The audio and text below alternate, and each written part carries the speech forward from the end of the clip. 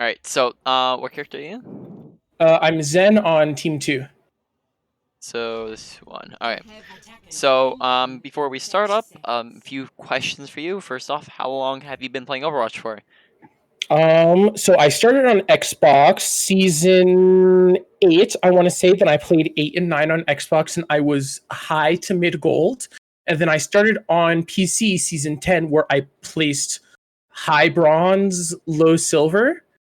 So I've been playing on PC since season 10. Okay. So then, let's say like the past 2 weeks or so. How often have you been playing the game? Every day, about 6 to 8 plus hours. Okay. So very often. Yeah. Okay. So final question is: do you have any questions for me? Um, I do not believe so. So I know a few of the things that I have to work on are my positioning, because I like after I die, I usually call myself out for like my positioning being bad or me standing in the wrong place. Hmm. My aim, I'm kind of not too worried about. I do get picks as Zen on like really good games. Okay. Well, then we'll go off of that. We'll just play for a minute, see kind of where we can go with it. Um, so first off, like first thing that we can be doing each game is just taking a look at the different compositions that we're looking at. Of course, we can't see the enemy comp until it unlocks, but we can definitely take a look at our team comp and kind of start to think about a few different things like, okay, who are we going to be orbing on our team? What type of team composition is our team? So for example, like we just take a look at our team comp real quick and we go, okay, we're on Ash, who's a spam character, Mercy's a spam character, Torp's a spam character, Hog's a spam character, Sen's a spam character. So we are running a spam comp. So that means that our playstyle is going to want to be a pretty slow and far paced. Now I'm going to link you a image real quick over Discord. Okay. So this is a rough composition chart that I came up with that is basically just all of the compositions in the game, like basically since launch. There's been a whole bunch of different variations of these. So there is dive, brawl, spam, and hybrid. Hybrid being what is currently meta, and you'll see a lot of like Hog Zarya type deal stuff running around. And hybrid's basically just going to be any mixture of the three different compositions. Now, I'm sure you're familiar with dive. That's a very Yeah. commonly named composition. And that's a little bit more complex. We're not going to go too far into that, but that's just going to be where you're a mixture of these, right? You're going to play, you start far away from the enemy, dive in very close to the enemy. This will be, and then you're going to be a mixture of fast and slow and different pacings throughout the game. Now, brawl and spam, it becomes a lot more one tracked. On a brawl comp, this is gonna be your standard Ryan Zarya, May, Reaper, Lucio, Moira type of deal. They are one tracked where they go fast and they try to run into you and try to get close. And the slower a fight drags out, and the further away an enemy is, the more likely you are to lose the fight. So on a spam comp, it's the opposite. Okay, that's gonna be Hmm. your standard double shield. Marissa, Sigma, like you add in snipers, any hit scan characters, Zenyatta, Mercy, Baptiste, okay, any long range characters, then Okay. they play far and they play slow. So the closer an enemy gets on top of them, then the more likely they are to lose. Okay, and the faster fight happens. They want to drag the fight out. Now a hybrid Okay. comp is going to be any variation of these. If you take a look at the enemy team comp right now, they're running a hybrid comp. Okay, Ball and Genji are like spam characters. Zarya is a brawl character. Genji and Ball are dive characters. I said spam. Zarya is a brawl character. Widow's a spam character. Ana's a dive slash brawl character, and Mercy's a spam character. So they're not really running anything in particular. So that means that if we're comparing our two compositions, they're running a spam, or sorry, they're running a split comp or a hybrid, and we're running a spam comp. So we're gonna want to play a little bit more centralized and a little bit slower and a little bit further away. They're gonna More try to like play flanking around. Yep, good. so are we So like with Zen and like let's say this Mhm. sort of composition, would I want to stick closer with my team or sort of Mhm. hide more behind walls and kind of like off angles? So whenever, yeah, that's the second thing we're taking a look at is their team comp. So because they have a Widowmaker, we want to make sure that we're really respecting her line of sight and we're playing next to cover. But we also want to make sure that with our team, because that'll help deter the Genji and the ball. So really, we have to really pay attention to both of those since they have both a sniper and dive tanks, Okay, right? okay. So yep, that's, and then when we get into, then we can also get into like who we can think about who we want to be trancing for ultimates. Main two would probably be like Nano Blade and Grav would be the two that we're looking at. Hmm. And then we can talk a little bit more about that later on when we get into the game. But this is really like important stuff to get into it, like just to know so that we can know how we're supposed to be playing differently in different compositions and against different compositions. Yeah. So actually, I remember in the beginning of this match, I was actually typing in chat asking people to join VC. So when I'm in games, I'm actually Mhm. very open and I talk a lot. And I'm like, hey, can we do this? Hey, focus Mhm. this. This person's Discord. Target this person. And I try to be very vocal in my Mhm. games. Okay. Yeah. So we'll ride off of that, and we'll definitely talk about a lot of different comms so we can go over then. Oh wait, we didn't go over this. On our team, we want to be looking at best orb targets, right? So, um, Mercies should have your Ash pocketed most of the time here. I probably say one of your, and you're not gonna have any flankers, so one of your tanks is probably going to be the best target. Probably say your like Hog or your, or actually I probably say Zarya be the best because Hog has self heals. So, um, orbing Zarya would probably be the best option here. A hog wouldn't be too bad either, but really the tanks would probably be the best because we could just leave orb on them basically, and then not really Mhm. need to take it off for any reason unless we see somebody else who's critical. Right, so we can probably just we always want to identify targets so we can kind of just leave orb on.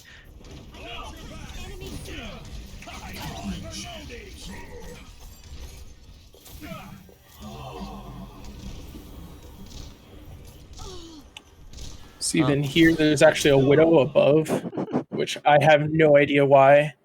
Yep. So here, this is an awareness thing, right? We're not listening, keeping our ears open. I have volume currently on 50%. Okay, we turn that up to 100%. Now we can definitely hear 100%, right? Yeah, Widow's now I just, can definitely hear that widow. right. I'm surprised she didn't top you in the head because you were standing still there. But Yeah. that's, yeah, that's really just a big awareness thing. Make sure we're watching and we're listening. Also, we need to make sure that the first thing that we're doing is identifying team comps. So if we're not just looking at them, we also need to be pressing tabs so that we know what they're running. So if we know that they're on this Mhm. team comp, we really need to be watching all the different flank angles, because if we just kind of look at how a hybrid or split comp works, is we've had Ball on this side, Widow on this side, like half their team on this side, right? They're all over the place. They're just as like the kind of definition, they are split up, right? They're just coming at us from every angle, which means that we need to be very very careful about our positioning, right? So we really are gonna have to be really tight and really careful with how we're just paying attention to everything. And really, Mhm. positioning is probably going to be one of the biggest things this game, just because of their comp.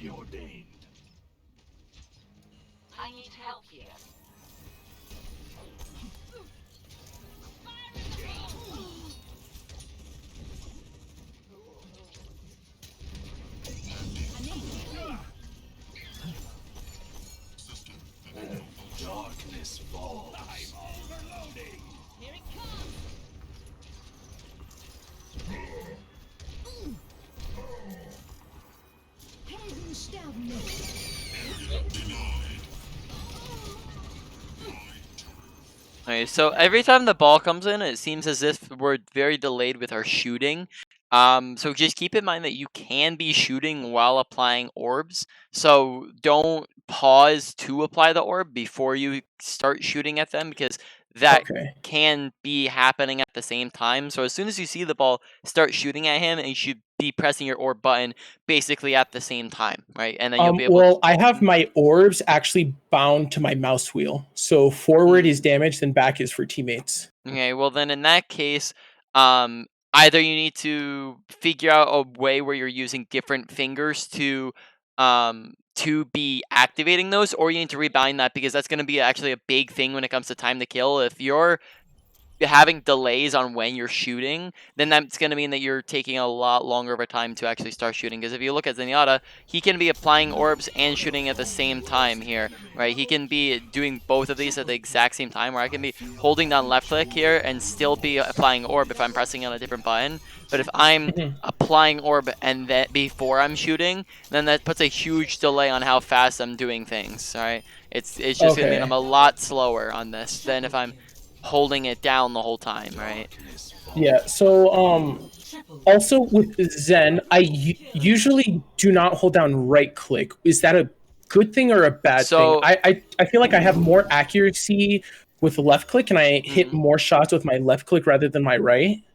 right click is definitely going to need to be used, but it's both of them have specific instances where you're going to be using either. Okay, so whenever you have a sight line on an enemy and you can be actively shooting at them, you are going to be pressing left click because that's a higher fire rate. You're going to be doing more damage per second. Okay, so you're going to want to left click whenever the fight's broken out and you're in the middle of a fight or you're in the middle of a duel. But if you cannot currently see anybody, or you have to duck behind cover for some reason, so the whole time where you're just kind of sitting at choke, I noticed, and I'll show you again when we're going through this, but you just kind of sitting there looking to apply orbs and you're not really looking to spam at all, right? Whereas in that time, we can be charging up right clicks. Okay, turn the corner, fire a right click, and then fire and charge another right click. Turn the corner, fire another right click. Okay, instead we're just kind of sitting here trying to apply orbs and we're not doing anything with it. Okay, we can be charging up right clicks when we come back from spawn. Right, we're coming out of spawn, we charge up right click. We can charge up a right click when we're turning corners, right? We're turning this corner. We can charge up like right clicks if we need to back up because we're low HP, right? Or if we see the widow shooting at us, so we back up and then we come back in here, right? Or sorry, I messed that up. And then we come back in here and we fire it off. So right clicks are gonna be used anytime that you need to back up or you have a delay between when you see somebody, because then you're in that time you're out, you're charging up actually a higher damage, right? Right click's gonna have a higher burst of damage, so whenever possible you're gonna want to do it, whereas left click is just gonna be something that you spam. Like if you can just chill here and spam, this is gonna be doing more damage per second, right? But yep, so that's kind of how we're gonna want to use our left and right clicks. You're definitely going to want to use right clicks, especially like if you're not doing that, then you're missing out on a lot of opportunities where you could have otherwise been doing damage. So if we rewatch this, we're gonna see that we're actually putting a lot of like time in between each time that we're shooting here. So if we're sitting at the choke here. So like right here, after the ball leaves, I could be charging right click. Yep, exactly. Yeah, like right here. Yep, when right here we reload, we charge up right click because then we can peek with a right click and do damage when we turn the corner. And even if we're not charging up right click, we just need to like be shooting down left clicks down this alleyway to hit shots and spam damage on people. That's gonna get our ult charge up. That's gonna get damage in there. But instead, we're really just not shooting anything. Right? We're just kind of applying orbs. We're just chilling here, applying orbs, chilling here, applying orbs. Okay. And then you see here that we're applying orb and then we're shooting, right? And then we're not spamming again. Okay, now we're spamming, right? But it's very delayed. There's very little actual shooting going on, and then that's meaning that we're gonna be lacking in the damage department and ult charging department by a ton. Right? If we look at the board here, we are the slow. If we like look across every single ultimate right now, we have charged our ultimate the slowest out of everyone. Okay. And then that's gonna be a big deal because now they have a nano blade and a grab, and we don't have trance. Right, so now we can't really do anything against those. Okay. So yeah, that's the big, humongous thing so far when it just comes to damage output and ult charge. So I actually think I get followed here, and that's why I run. Alright, well let's skip ahead to that. Oh yeah, because my team died. Gotta really pay attention to that audio awareness, right? Like listen up as well as look around you. Right, that's gonna be a big thing when it comes to the game. Okay, so coming into this fight, would you be interested in learning how to ult track, or if you do not already know how to? I'm actually already pretty good at ult tracking. Even when I'm in the middle of games, I'm very aware, and I'll be like, "Hey, careful, Reaper behind us. He probably has a ult." And do you go through all of them, just a few of them?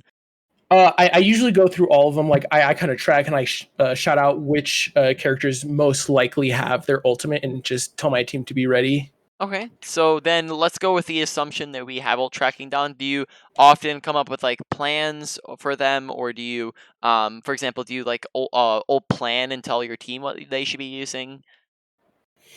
Um,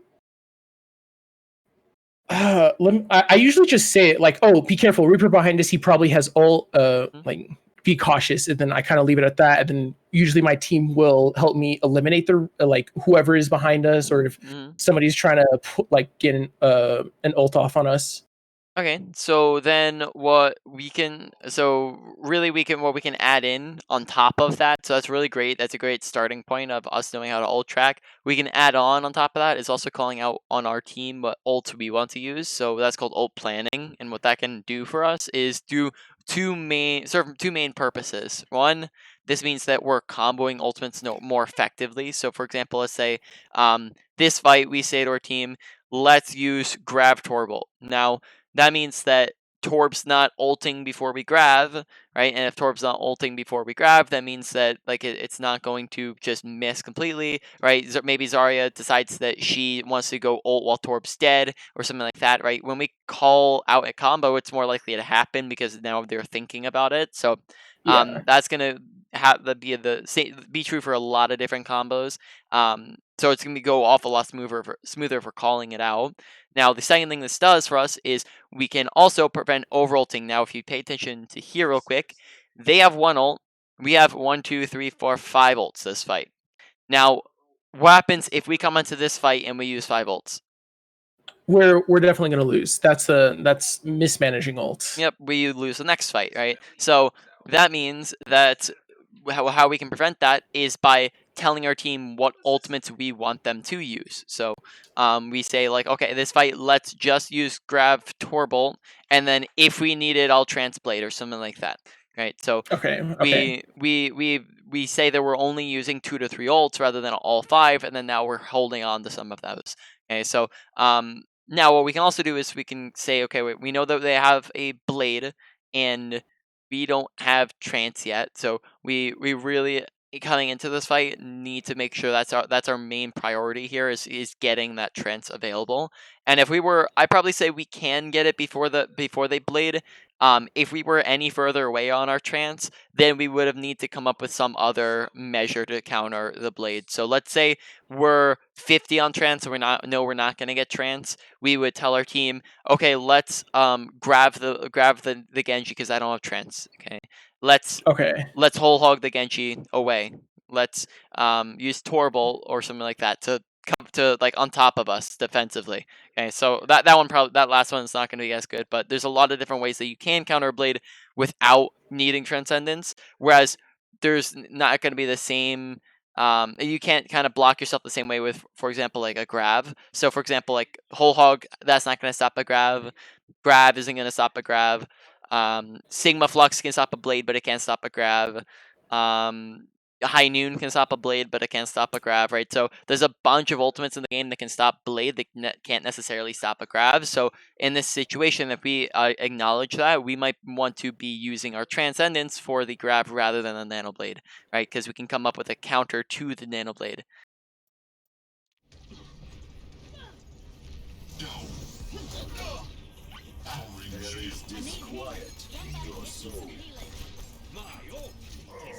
My ultimate is almost ready.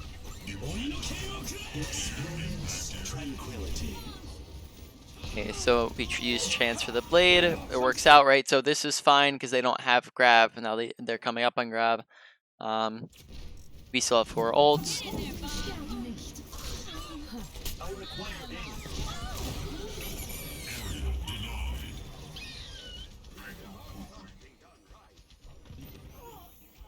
My systems are repaired.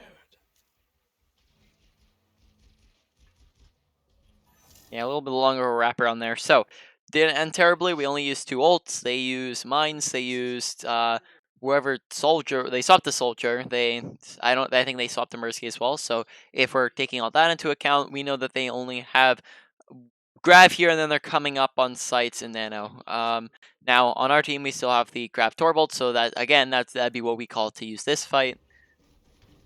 But we also need to tell our team, okay, we don't have anything to counter grab, so we're coming up with a counter, like, right, we don't have Transcendence, we don't have anything else, so how can, there's two main measures in my mind that I'm thinking that we can take for our team that could help prevent the damages of a grab.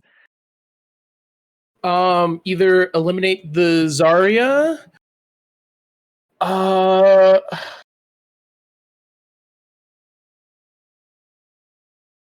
See, yeah, I'm not sure. Like, I would try to eliminate the Zarya. Like, I would probably keep my Discord orb on Zarya. Okay, so two main things. First off, everyone say split up. Okay, so if we all play split up and spread out, that means that Grav at most gets 1 or 2 people, and when it only gets a few people rather than the whole team, the people who aren't in Grav can then much easier pocket the people in Grav. Right, supports can pocket them because they're not going to die super easily, and a lot of the times they're going to notice that it's just going to end up being the tanks in there if everybody else is super spread out. So stay spread out, that limits the damage that a grab does, even if they do land the grab. You're definitely right. Focusing the Zarya is a valid option, but the other thing I was thinking about was saving bubbles for grab. So the other thing we can do is tell our Zarya, save your bubbles for grab, and then that means that we have 2 more defensive abilities we can use while we're in grab, and especially if there's only like 1 or 2 people in grab, those bubbles will help keep them alive, right? So Okay. those are the 2 main things that I would be thinking about. And then, like you said, focusing the Zarya is also another valid option. There they are. Fire at will. 60 seconds. Right, so look at our composition. We are spam. We all clump together on cart. Now we are going to win this fight, but just notice how it does result in us all getting grabbed. Whereas if we had stayed split, for example, like us on Zenyatta, maybe we'd play further back, where maybe our Ashe has been like maybe back here on the left or something like that, right? Where we're just playing a little bit further back where we can see more of point. We're not putting ourselves in danger. Means that now only like a few people are getting grabbed and not all of us, because on our composition, we're going to want to be playing a little bit further and a little bit slower if we remember kind of how spam comps work. So this could have gone bad if we had not used grab first, right? We used grab first, we resulted in a bunch of picks, so it ended up working out. Okay, so also this positioning ends up putting us on the open. Keep in mind, and we might review this later on in the session, but good positioning is the usage of cover, whereas bad positioning is the absence of cover. Not having anywhere to get to dodge out the Widow sight lines means that we are currently in a bad position. So we want to make sure that we're always putting ourselves somewhere where we can get behind something. This is not your time. You have my Okay, thanks. so we coming into this next fight, we're thinking to ourselves, they have sights and nano, and that is it. We have a Bob, we have, or close to Bob, we have a Valk, and that's pretty much it. So this fight, we don't have to worry too much about ultimates, right? Because there's not many ult combos that we need to either combo on our team, or we don't have any combos to worry about on their team. I have your back. You are your own worst enemy.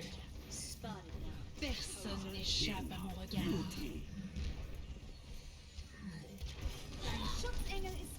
Right, so this is like, all this time we could have just been like, you know, spamming right click, charging up right clicks, right? We go up to where Zarya's at and we can just fire in right clicks or shoot in shots while still being relatively safe because Widow can't see us, right? We know Widow's probably going to be on high grounds, right?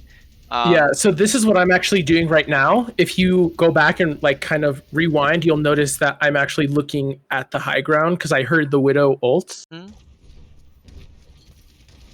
Because I'm still not 100% sure where she's at.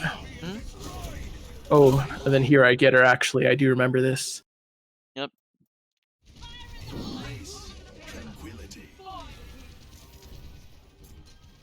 Yeah, so you say we get it, but just look at how much time we're kind of putting ourselves where we're not doing anything at all, right? This whole time, rewind back to here, right? Since here, we have not shot at like a single thing, right? We Mhm. rewind forwards, not shooting, not shooting, not shooting. Okay, we're in here now, we're not shooting, not charging our right clicks. Okay, just applying orbs.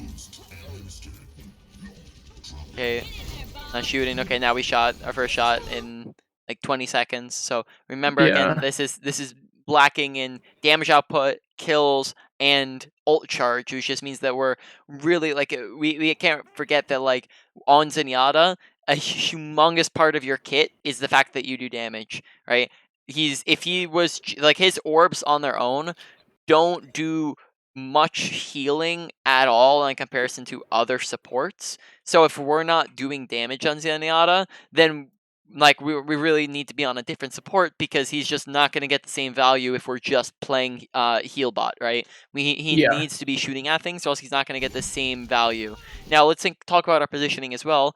We're putting ourselves in a position that means that we can't peek the Widow. Now if we're thinking somewhere over here, now Widow's out of our line of sight, yet we are still able to shoot things on cart like ball. Anybody who peeks bottom, we can shoot at. So this is much safer positioning because the people on high ground can't see us if we're on below them like this, right? So us crossing over to the other side, makes us so that we have to walk through a ton of open area to get there, right? We have to walk through open space, which again, right? Bad positioning is the absence of cover, so walking through open space isn't going to be great for us. Now, we're also putting ourselves in a situation where to peek and shoot at anybody, we have to peek the Widowmaker. So instead, we want to be positioning ourselves so that we are in a position to where we can shoot while not being in the sightlines of the Widowmaker. Make sense? Yeah. Yeah. Yeah. Nice shots. Walk in harmony.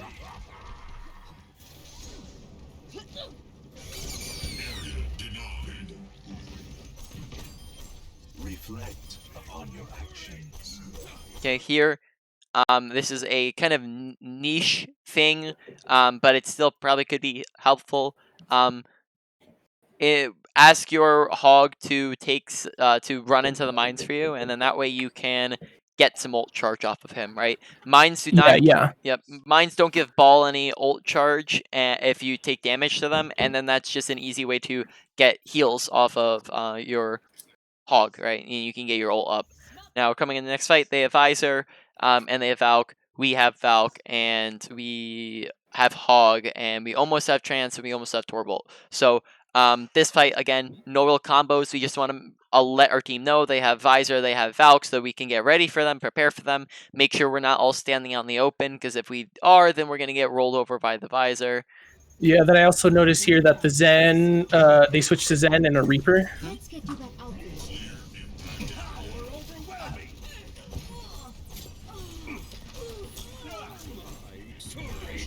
Okay, watch our positioning again, right?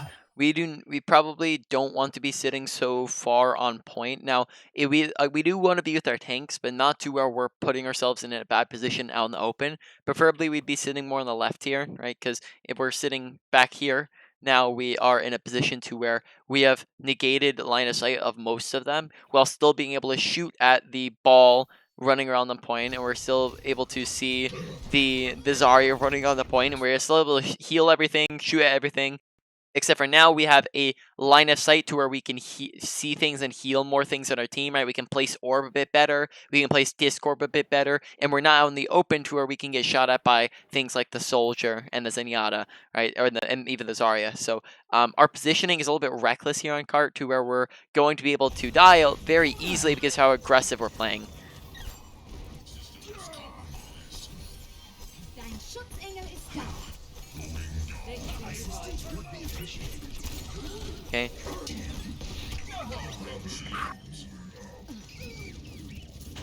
Yeah, kind of same thing there, right? Zen's a long-range character. We end up dying because we play a little too close. Overconfidence is a flimsy. It's just the difference between, like, right now they're running Group up a here. Reaper and a Zarya, which are both which are both like kind of close range characters, and we're playing into that a little bit too much. Okay, now coming up on next fight, they have Ball, they have Soldier, again, right, not much to worry about there. We have Transcendence, and we have Valk, and we have Grav, right, and we have Bob as well, right, or coming up on Bob. We know that they're Mhm. coming up on Grav. We can probably save Trance for the Grav, unless we like really need Trance for one of the other two ults, but hopefully we won't need it for the other two ultimates. But yeah, so that should be your current plan, is save it for the Grab, and then besides that, not real much to combo with our Grab on our team.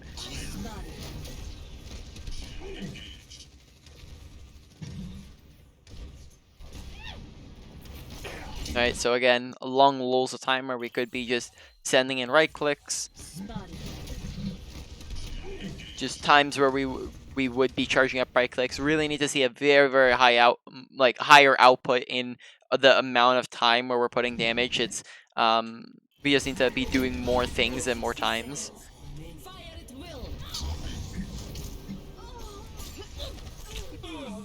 Right. Again, watch our positioning a little bit, right? We're standing out in the open, whereas if we're standing over here, we don't get seen by high ground. So I was actually keeping an eye on this end there because I was Yeah, I waiting for you actually to get don't see shot. the Zen. Where is the Zen? He's top left. Oh, I see him. I see him. Right, so Uh, closer to walls, closer to cover means that we are going to be doing a lot better off. We'll just demonstrate this real quick just so we can really nail this in. Right, so True self get out here real is quick. without form. Okay, so this is going to be a positioning advice that applies to every character in the game. I've Right. actually seen this. I watched your YouTube Oh, video. okay. Yeah, well then you pretty much know what I'm going to talk about. But just, yeah, as the reminder, right, good positioning is usage of cover. Bad positioning is the absence of cover. So we want to be positioning where we can duck behind something, whereas we don't want to be positioning to where we can't duck behind anything, because right here we can't duck behind anything. So a lot of the times in our positioning so far, we're crossing through a lot of open space where we're going like this, right? And we're just moving to the right where there's no cover anywhere here, and we don't want to be doing that because that's putting us through unnecessary time where we're going through open space. As well as the fact that we don't want to be chilling out in the open when we could be chilling next to cover, right? Because then that prevents a lot of deaths from happening. And so far, probably say one of the biggest things is our actions per minute. That's just going to be really how often are we doing things, right? And our actions per minute currently are very, very low, right? We're not doing a whole lot, and that's meaning that we're lacking in a lot of different departments. Oh, a bit back, a bit back. Yeah. Right there. Is it right here? Or is it forward? It's a little bit more forward. Yeah, because I die by the Zen here. Oh yeah, because I see the Zen now. Yeah. Okay, so you get rest here. Get you back in the fight.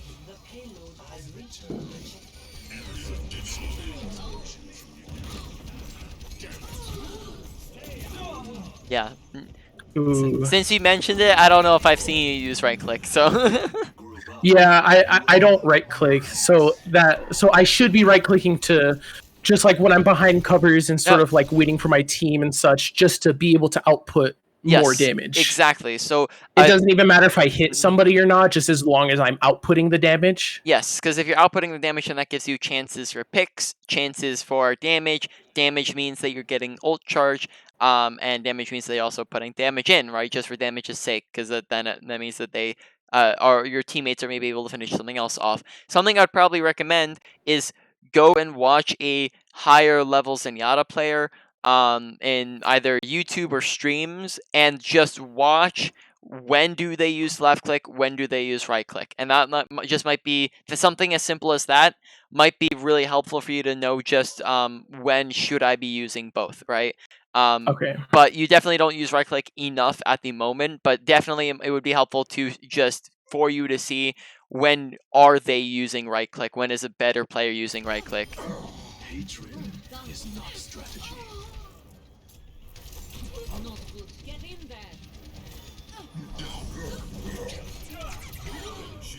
Nice shots. Experience Uh-oh. tranquility. Okay, so analyze real quick. 3 people alive versus 6 people. We weren't about to die because we have our mercy next to us, and even if we do die, not really worth trancing to keep ourselves alive. So just overall, not fantastic ult. Probably a fat finger, but yep, you get the main point. Not great. Not gonna not Yeah, gonna stay on that too that was long. a pretty awful trends. Yeah, not gonna focus on too much because that's just one of the ones that yeah, you know what it is. All right, coming in next fight, they have a lot of ults. We have a couple of ults. Okay, they have Mines, they have Grab, they have Reaper, they have Trance, they have Valk. We have Bob, we have Mercy, we have Torb.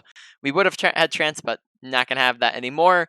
They are probably going to win this fight just off of ults alone, and we don't have any big combos to use. But we still, really, what we want to be doing here is baiting out as many ults as possible. So, what we can say here maybe is they have 5 ults, we have 3 ults.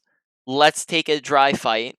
Okay, a dry fight being a fight where we don't use ultimates, or we only use a couple ultimates, and then really what the goal is to get ultimates out of them to flip the ult economy in our favor. So we're trying to essentially lose the fight while giving ourselves an advantage. So what we can say here is maybe let's use Valk, and that's it. Okay, we only use Valk, and then that means that baits out ultimates, right? If we don't use any ultimates, then they might just use 1 or 2 and then stop. But if we use an ultimate, that baits out some more. And then hopefully they use a bunch, right? And if we need to, we can maybe add in 1 or 2. And really our goal is to just get them to blow everything, right? If they do that, then we're going to be in a good position because then we can come in for next fight win. Okay, but biggest things to keep in mind here is they have Grab, stay split, use bubbles.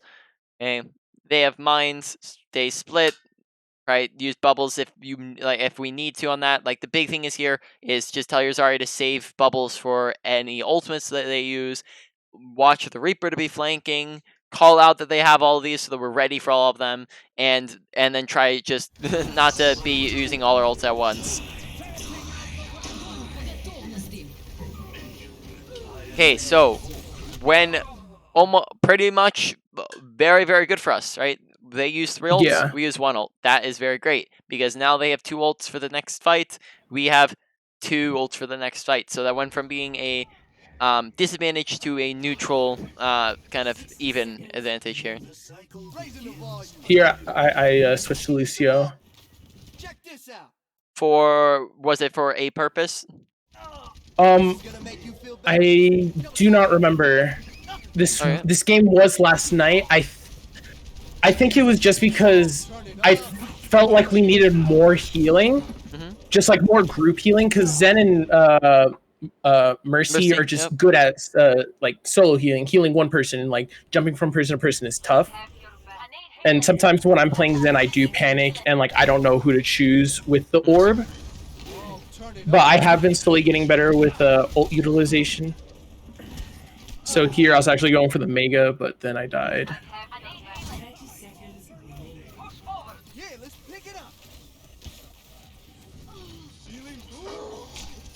Nothing's gonna stop. This is not the time. 10 seconds remaining. Okay, so here I'm just waiting to touch, I think. Then I messed up because of that soldier. Yep. Just a second too late. I should have just not hesitated. Oh, then I play Anna on defense. Okay, take a look at our team comps. They're running the same thing except for they have a Hanzo. We are running same thing, question mark, think something we're running something similar except for without the Ana, and we're running spam, right? Because Yeah. Ash is spam, Torb is spam, and Hog is spam. Yep. And Mercy is also spam. Then Zarya is hybrid. Zarya is a brawl character and can pair with a dive, so especially with like a monkey, she can pair with a monkey, but is not really a spam character. She doesn't work as a spam character because she doesn't get value when the fight's very slow paced, right? She doesn't get very much value, and she doesn't like to Yeah. play at super far distances. She likes to play at close distances. So Zarya is not gonna pair super well with a spam, but she does work okay with the hybrid, right? So Okay. I wouldn't classify Zarya as a spam character, but that's just one of the characters that don't really fit with the spam comp that you're running, but does fit because it's current meta. So yeah, we're running a spam at the moment. أنا هاخد بالي منك. I have your back.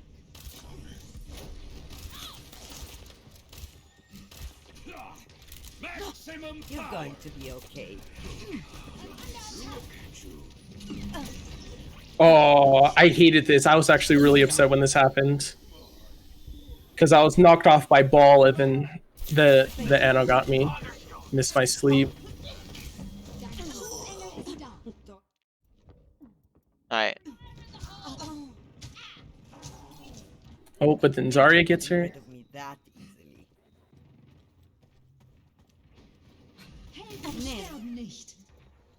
So I do call for help, but then Hog is not in voice chat, so he's not listening to me. Wish him it's a good decision to just get as far away from him as you can.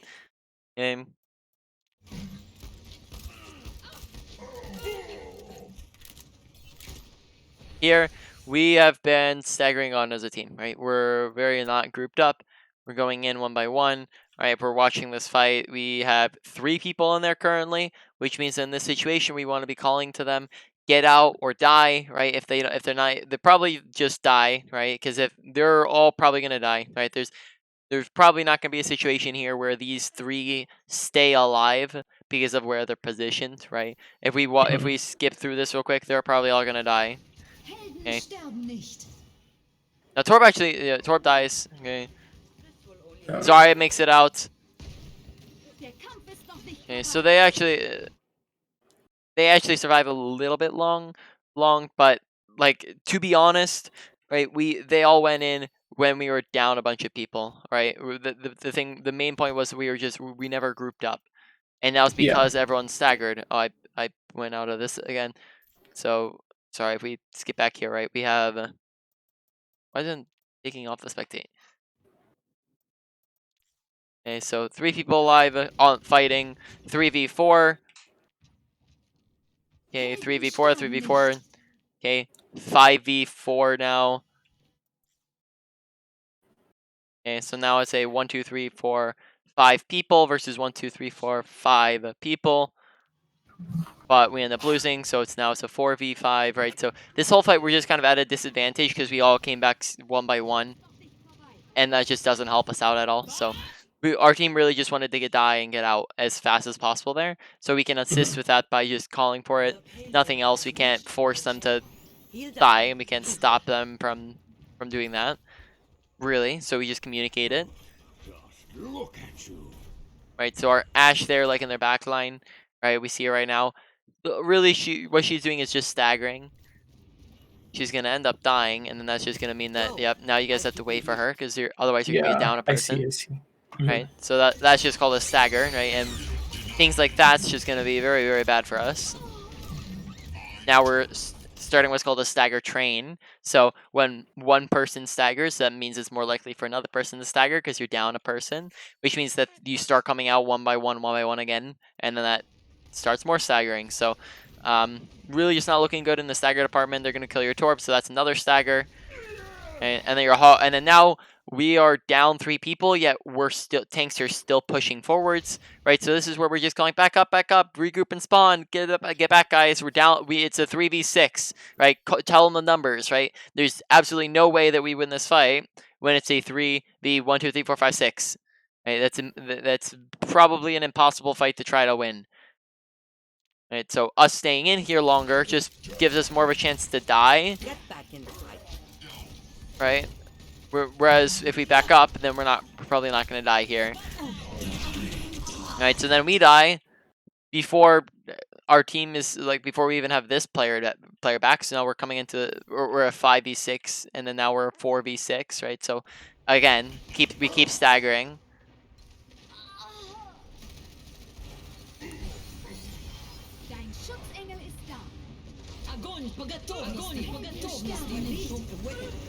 Okay, we start using ults. Oh, and then I tried to nano the Zarya, but then I nanoed the Mercy here. Oh, I forgot we were out here. So let's take a look at you. Yep, right here. Oh, that's unfortunate. Have you messed with your nano sensitivity at all? No, because I'm not sure how much it will affect my gameplay.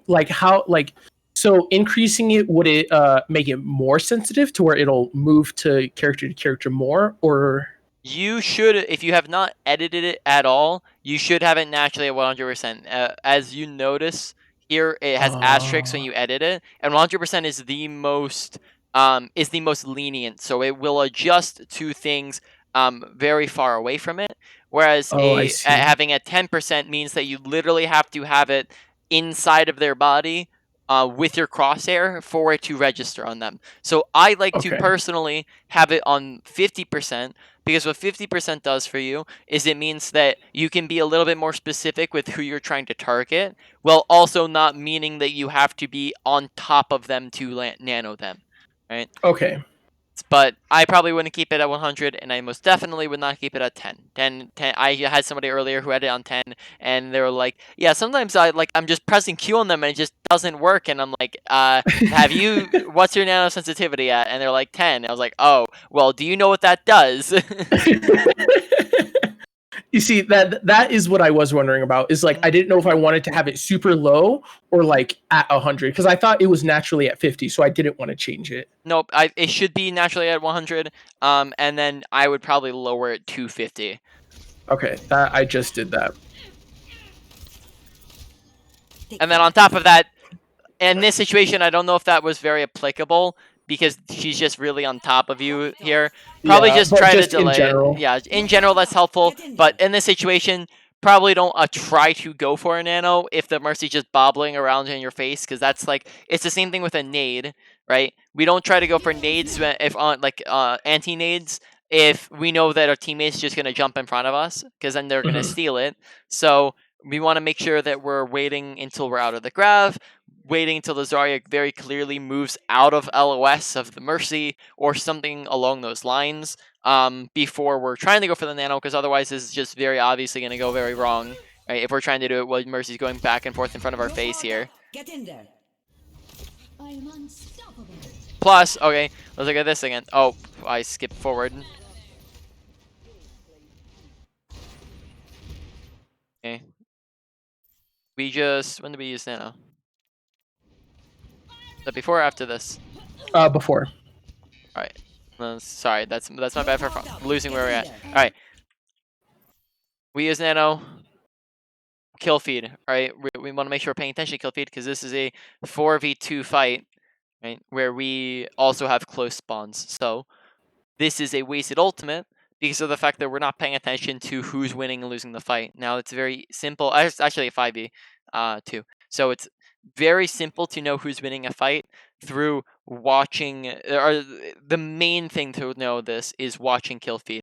Now kill feed allows us to know if we're up or down people, and when we're up 1 to 2 people, that means that we have an advantage. When we're up 2 to 3 people, that means that it's basically 1. Now, if it's the opposite, right? It's vice versa. If we're down 1 to 2 people, that means that we're losing, or we're at a disadvantage. We're down 2 to 3 people, that's basically lost. Now, when we're at a disadvantage, we play more passive and we try to regroup and we back up a little bit, and we play far away from them and stuff like that, right? We're just playing safer. And then when we're up people, we play more aggressive because then they have less people to shoot at us, to heal them, to protect them with tanks. Then that means that we can get away with more risks because they have less to punish us, right? So we want to be more aggressive when we're up picks, less aggressive when we're down picks, and we definitely don't want to be using ultimates in a fight that is very obviously won, because both you and Ana here, and the enemy Ana here, and your Mercy too. I don't know when your Mercy is Valk. Maybe not your Mercy. They actually used it like maybe seconds after I nanoed them. Yeah, so both you, Mercy, and the enemy Ana all over-ulted here. 3 different people over-ulted this fight because no one's paying attention to the kill feed, right? We very obviously won this fight, which means that us using 2 ultimates in a fight that we already won is just going to be very, very bad for us because it means that we don't have those for the next fight.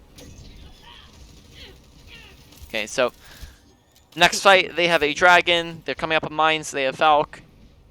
Okay, There, I was actually typing in team chat trying to get someone to listen. yeah, I was just assuming that you were AFK for some reason.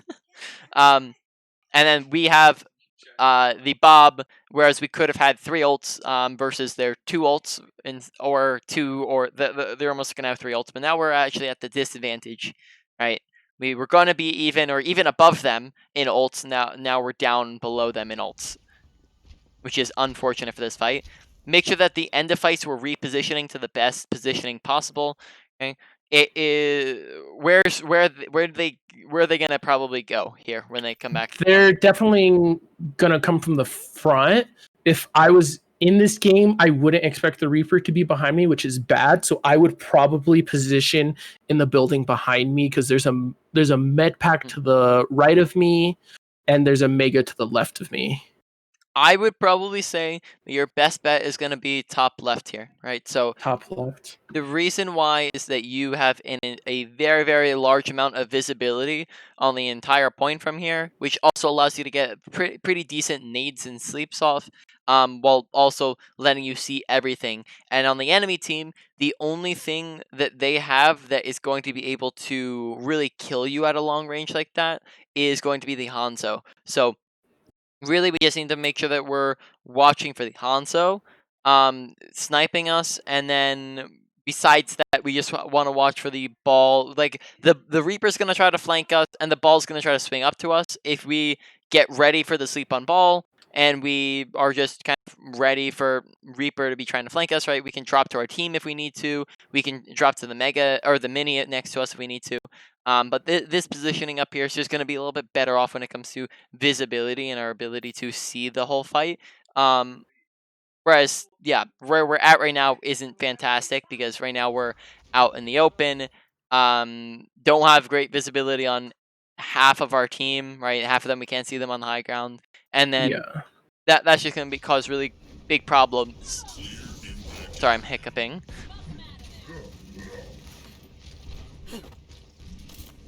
I have your back. Enemy contact.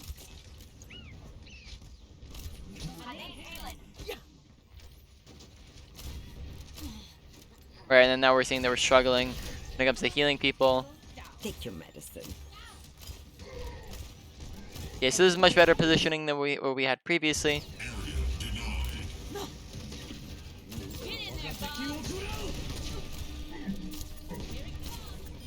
I tried to keep the Reaper alive, but the mines get in my way. Mm-hmm. Yeah, I saw that. Feeling sleepy? Get here. Nice sleep. Here, I have health bound, so I'm probably pressing that. Being enough. Pretty sure you can hear the voice lines in game, so you would have been able to hear it. Big thing is make sure that with our nades that we're running out of time here for the session, so we're actually gonna leave and go over a bunch of Ana stuff. Just so we're getting through this training range stuff real quick. But with your nades, make sure that you're not attempting to hit people directly with them. So with the ball sleeping, right, don't throw it straight at him because what that does is, one, that's just going to be a difficult target to hit most of the time if we're attempting to land it directly on somebody. Whereas if you're trying to land it on the ground, that's going to be like an entire huge AoE, which makes it really easy to hit. As well as the fact that instead of them body blocking it from hitting the other person, even if we just throw it at their feet here, right, it's still hitting both of them because it's the big AoE. So when we throw nades, we want to throw it at the ground in the middle of people if possible. So we're getting the most amount of people in our nade as possible. Okay. Now, yeah, I'm trying to think. I didn't see many struggles with knowing when to scope, so we won't necessarily go over that. We'll go over a nade trick real quick. Yeah, what I usually do is I save when I'm playing Ana, I save my abilities for me. So like I'll keep usually my my nade to heal me if I'm being targeted. I'll keep my sleep for me. I usually don't really try to go for crazy random sleeps because I probably won't hit them. All right. So how I would challenge that is it's going to be very compositional dependent on how you use your abilities. Now, that is a perfectly valid strategy if we are playing up against a dive, because if we're playing up against a dive, we're not going to get really any sleep or nade value unless they're on top of us, and we can also use nade to keep ourselves alive. Whereas if they're on a spam or they're on a brawl, us holding on to our abilities like that, and where we're only using it on ourselves, is really going to be a waste of abilities. Your anti-nade ability is the biggest tool in your toolkit. If you can land a 6-man anti-nade, that's more powerful than your nano boost, right? You can do much more with a big anti-nade than you can nanoing somebody, just because of how broken not letting 6 people heal is, right? It's a very, very powerful ability, and we just need to make sure that we're looking to use it a little bit more often, because that's going to be probably the biggest part of your toolkit. And if we're always just using it for self-healing, that's okay in some scenarios, but it's not going to be okay in every scenario. Now, sometimes that we want to check whenever we need healing. Are we close to health pack that we can get? Can we get healing from a teammate? Can we request healing? And if those answers are no, then we throw the nade. Whereas if at all possible, we try to get another alternative mode of healing before we're wasting nade on ourselves. And for nades on teammates, we can sometimes nano them, right? We're not always gonna throw anti nades, but or sorry, not nano. We can sometimes nade them, but most of the time it's gonna be when they need large burst healing, right? When we need to keep them alive, and we can't just keep them alive with our regular shooting. So Okay. now I'd probably say like 50 to 60% of your nades should be at least attempted to look for a nade or for an anti-nade. Okay. Okay. Right. Now real quick, we'll go over how to land nades. Is just a real quick trick. So this only works while you're scoped. You scope in and you take your ultimate charge and you line up the Q on your ultimate with whatever button you have with where you want the ultimate to go, and it'll actually land and hit an enemy from any range and any height. So if we take the Q here and we line it up with the bot when he goes in the room there, wait for our nade to come back on cooldown. Right.